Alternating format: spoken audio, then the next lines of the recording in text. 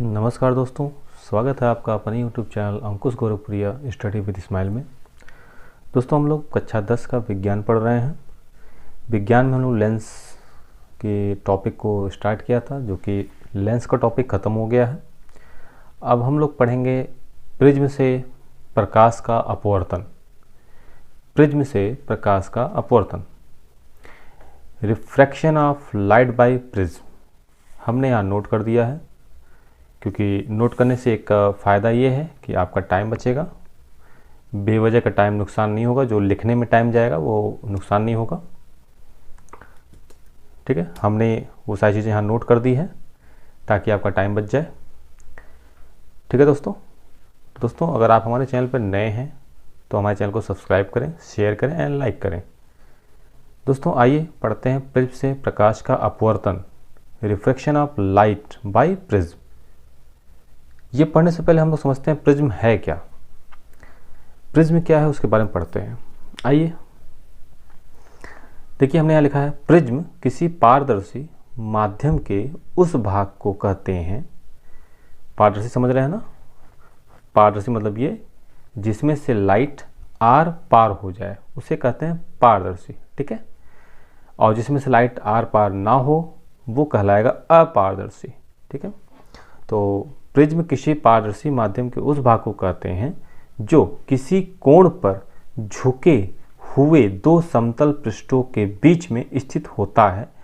ठीक है, इसको भी हम फिगर दिखाते हैं तो आपको समझ में आएगी ये लाइन, ये क्या लिख रहा है। जो दो समतल पृष्ठ है उनके बीच में स्थित होता है, ये जो प्रिज्म है, प्रिज्म उसे कहेंगे किसी कोण पर झुका हुआ दो समतल पृष्ठ के बीच में स्थित होता है। इन पृष्ठों को अपवर्तक पृष्ठ कहते हैं। इनके बीच जो कोण बनेगा वो अपवर्तक कोण कहलाता है। दोनों पृष्ठों को मिलाने वाली रेखा को अपवर्तन कोण कहते हैं। ठीक है, दोनों रेखा को मिलाने वाली रेखा को अपवर्तक कोण कहते हैं। ठीक है, अब ये जो हमने बातें यहाँ लिखी हैं शायद आपको कम समझ में आया, मैं फिगर समझाता हूँ। देखिए, ये हमने एक फिगर बनाया है। एक समतल पृष्ठ ये है, एक समतल पृष्ठ ये है। ये मान लीजिए हमने दो पेन ले लिया, तो एक समतल पृष्ठ ये, एक समतल पृष्ठ ये, दोनों को मैंने ऐसे रख दिया। ठीक है, तो मैंने वहाँ जो पढ़ा था दो समतल पृष्ठ जो किसी कोण पर झुके हुए हैं। देखिए, ये झुके हुए हैं, एक दूसरे के ऊपर से झुके हुए हैं।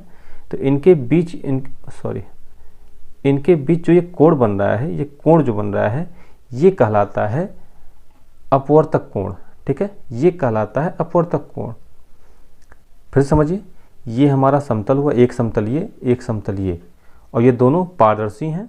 तो दो पारदर्शी ये माध्यम हो गए, ये दोनों पारदर्शी हैं। तो दो समतल के जो पृष्ठ हैं एक दूसरे पे किसी कोण पे झुके हुए हैं, तो जो ये कोण बन रहा है वो कोण कहलाता है अपवर्तक कोण। ठीक है, और ये जो दोनों पृष्ठ ये है, एक पृष्ठ ये, एक पृष्ठ ये, इन दोनों पृष्ठ को जोड़ने के लिए एक जो रेखा खींची जाती है उसको अपवर्तक लाइन या अपवर्तक कोण कहते हैं। देखिए, ये एक पृष्ठ आपका ये था, एक पृष्ठ आपका ये था। अब इन दोनों पृष्ठों को आपको मिलाने वाली जो रेखा ये हमने खींचा, ये कहलाएगा अपवर्तक कोण या अपवर्तक लाइन। ठीक है, और ये जो जिस एंगल पे झुक के ये खड़ा था, जो एंगल यहाँ बन रहा है, ये कहलाता है अपवर्तक कोण। हम यहाँ लिख दे रहे हैं, अपवर्तक कोण कहलाता है। ठीक है, और ये क्या कहलाएगा? अपवर्तक पृष्ठ कहलाएगा, ये पृष्ठ कहलाएगा। ठीक है, क्योंकि लाइट इस पर पड़ेगी और यहाँ से अपवर्तन होगा, तो इसीलिए इसका इसीलिए इसको कहते हैं अपवर्तक पृष्ठ। ठीक है दोस्तों, अब ये ये हमारा प्रिज्म बन गया। ये प्रिज्म हमने मान लिया क्योंकि ये पारदर्शी माध्यम है, किसी एंगल पे इसको हमने झुका के रखा हुआ है, और इन दोनों पृष्ठों को मिलाने वाली जो रेखा खींची गई है ये हमारा कंप्लीट प्रिज्म बन गया। ठीक, अब इसमें से हम जब लाइट को पास कराएंगे तो क्या घटना घटेगा, अपवर्तन कैसे होगा, उसके बारे में जानते हैं। आइए तो फिगर बना देता हूँ। यहाँ से बना दिया हमने। ठीक, और यहाँ से कोई लाइट हम पास कराएंगे, ये लाइट हम पास कराएंगे ऐसे। तो ये हमारा एक पृष्ठ था, ये हमारा पृष्ठ था। आप प्रिज्म याद करिए, यहाँ बगल में प्रिज्म मैं बनाया हूँ।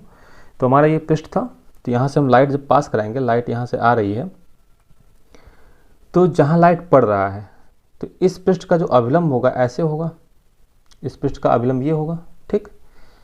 और उसके बाद इस पृष्ठ का अभिलंब, अभी इसका नहीं बताते हैं, अभी इसको बनाते हैं, ठीक।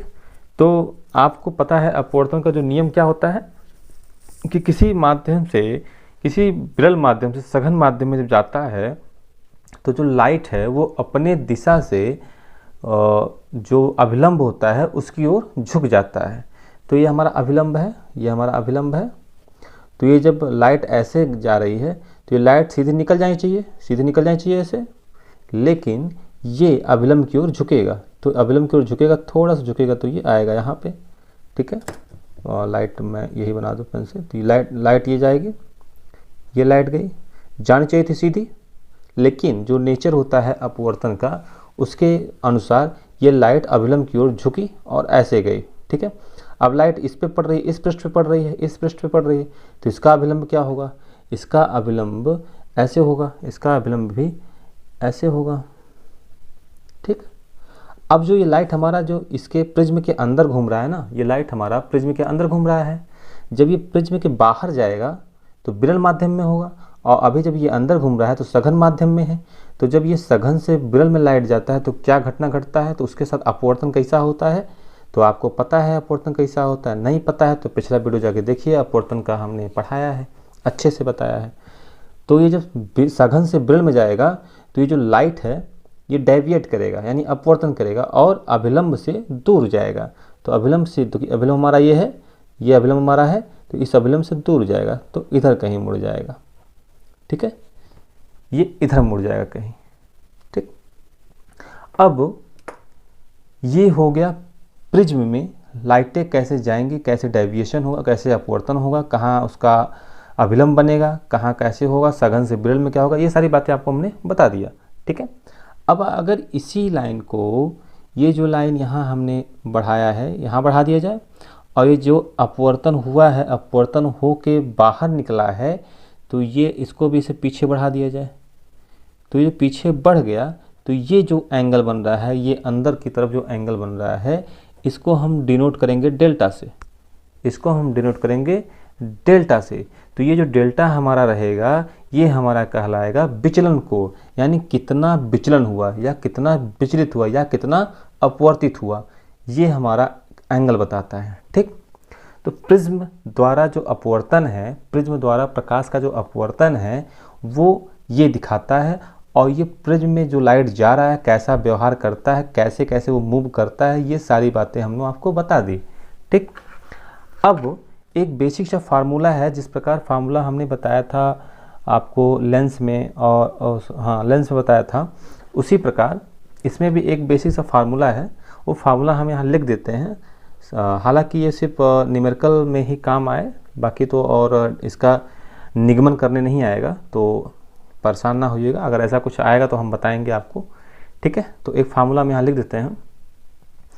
फार्मूला बनता है ये n इक्वल टू साइन अपान ए। ये ए जानते हैं कहाँ है, ये ए अपना, ये एंगल ए है, ये बी, ये सी। तो ये जो ए है, ये ए वो वाले ए की बात कर रहा है, ठीक है। ए प्लस ये डेल्टा एम, ये डेल्टा एम का मतलब ये जो ये विचलन हो रहा है उसके बारे में, ठीक है, बाई 2, ठीक। फिर ये पूरे का बाई फिर साइन ए बाई 2। ये फार्मूला आपको याद करना ही पड़ेगा, ठीक है। ये फार्मूला आप याद करेंगे तो जाके आपका काम बनेगा, इससे आप न्यूमेरिकल सॉल्व कर पाएंगे, ठीक है। बाकी आपको जो बेसिक समझना है, प्रिज्म क्या है, प्रिज्म हमने आपको बता दिया, प्रिज्म में कैसे व्यवहार लाइट करता है वो हमने बता दिया। ये लाइट जाता है, कहाँ मुड़ता है, अभिलंब की ओर झुकेगा, क्या झुकेगा, ये सब पहले हमने बताया है। वही चीज़ आपको यहाँ फॉलो कर देना है, आपका प्रिज्म अच्छे से समझ में आ जाएगा, ठीक है। अब इसमें जो आपको जानने वाली बात है, जानने वाली बात ये है आपका, जैसे जो हम जो लाइट डाल रहे हैं इसको आपतित किरण कहते हैं, और जो इन अभिलंब और आपतित किरण के बीच जो एंगल बनता है उसको आपतित कोण कहते हैं, आई से डिनोट करते थे। ऐसे यहाँ भी ये भी आई से डिनोट होगा, ठीक है। तो हमारा कहने का मतलब ये है कि ये आपतित कोण का जो एंगल और जो कोण है उसका मान जैसे जैसे हम बढ़ाएंगे, जैसे जैसे हम बढ़ाएंगे वैसे वैसे जो डेल्टा हमारा है, डेल्टा का मान घटता जाएगा, घटता जाएगा, घटता जाएगा। यानी ये हम लिखें इंसिडेंट यानी आपतित कोण, हम यहाँ लिख दें आपतित कोण, आपतित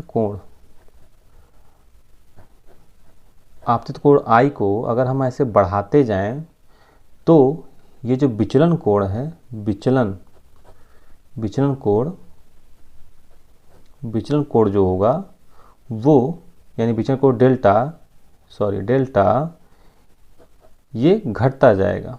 ठीक है, फिर से समझिए, आपतित कोण यानी जो हम ये किरण डाल रहे हैं, ये जो कोण बन रहा है, इस कोण को हम बढ़ाते जाएं तो ये जो डेविएशन हुआ है, विचलन हुआ है, उस विचलन का जो एंगल होगा डेल्टा, उसका मान घटता जाएगा। अब ऐसा करते करते एक समय ऐसा आएगा कि एक विशेष परिस्थिति ऐसी बनेगी कि आपतन कोण के लिए विचलन कोण एकदम न्यूनतम हो जाएगा, एकदम न्यूनतम हो जाएगा। ठीक है, कहने मतलब है हम आपतित कोण बढ़ाते जाएं तो एक समय ऐसा आएगा कि जो आपतित कोण हम बढ़ाए हैं, जिस एंगल पे हम आपतित कोण किए हैं, किरण को आपतित किए हैं जिस कोण पे, उस कोण पे ये विचलन जो होगा वो न्यूनतम हो जाएगा। ठीक है, अब उसके बाद जब हम पुनः आपतन कोण बढ़ाएंगे फिर ये विचलन कोण फिर बढ़ना शुरू हो जाएगा। ठीक है, तो इससे हमें सिर्फ हमको यही पता चल रहा है, सिर्फ और सिर्फ यही पता चल रहा है कि इस प्रकार का एक और केवल एक विशेष आपतन कोण के लिए विचलन कोण न्यूनतम होगा।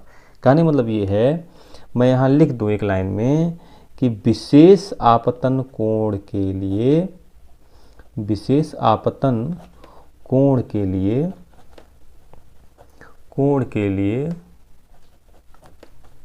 एक ही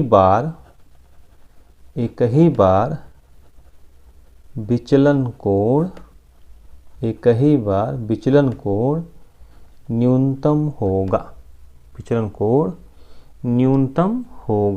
ठीक है, न्यूनतम होगा। बस यही एक बात आपको जाननी थी। ठीक है दोस्तों, तो आप समझ गए होंगे प्रिज्म से प्रकाश का अपवर्तन कैसे होता है। ये हमने फिगर के द्वारा आपको बता दिया, ये डेल्टा क्या होता है, ये I क्या होता है, ये सारी बातें बता दी।